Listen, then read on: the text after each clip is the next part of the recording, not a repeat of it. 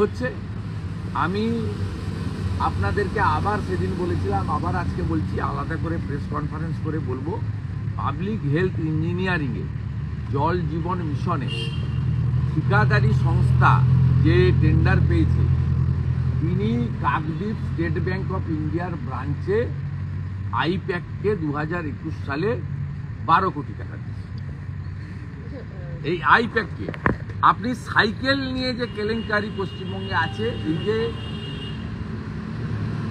সাইকেলগুলো 20 লক্ষ করে cycle purchase হয় বাংলাদেশে, গত 5 বছর ধরে এই পারচেজ হয়। এর একটা বড় টাকা কেন্দ্রীয় সরকারের আছে, ব্যাকওয়ার্ড ডেভেলপমেন্ট যে ডেভেলপমেন্টের টাকা, এসসি ডেভেলপমেন্টের টাকা, এসটি ডেভেলপমেন্টের টাকা, মাইনরিটি ডেভেলপমেন্টের টাকা, সেই টাকা নেন আর কিছুটা রাজ্য সরকার দিয়ে ম্যাক্সিমামটাই সেন্ট্রালের।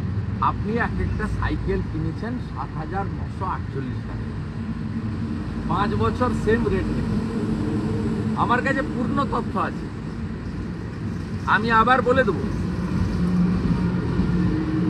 আপনি এমন কোনো জায়গা পাবেন না, শুধু ওইসব বালি টালি কয়লা টয়লা বলে কিছু হবে না, এমন কোনো জায়গা পাবেন না আপনার এতে যেখানে আপনার প্রত্যক্ষ মদতে আপনার দল এবং আপনার ঘনিষ্ঠ লোকেরা, আপনার ক্লোজ পারিবারিক লোকেরা যাদেরকে আপনি রাজনীতিতে এনেছেন, তারা এই রকম সিন্ডিকেট করে টাকা তুলছে না, এমন কোনো জায়গা আপনি পাবেন না।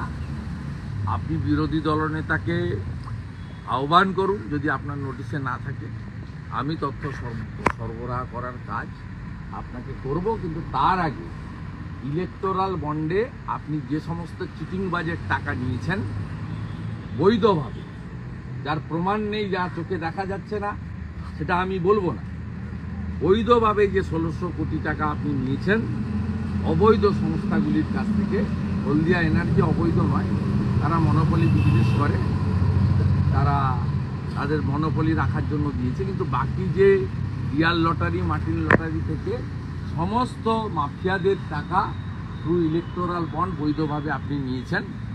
এই টাকার ফেরত করিয়ে আপনি যে নতুন করে 13.5 বছর পরে জেগে উঠেছেন, রিফর্মস করতে চাইছেন, সংস্কার করতে চাইছেন, এটা করে দেন।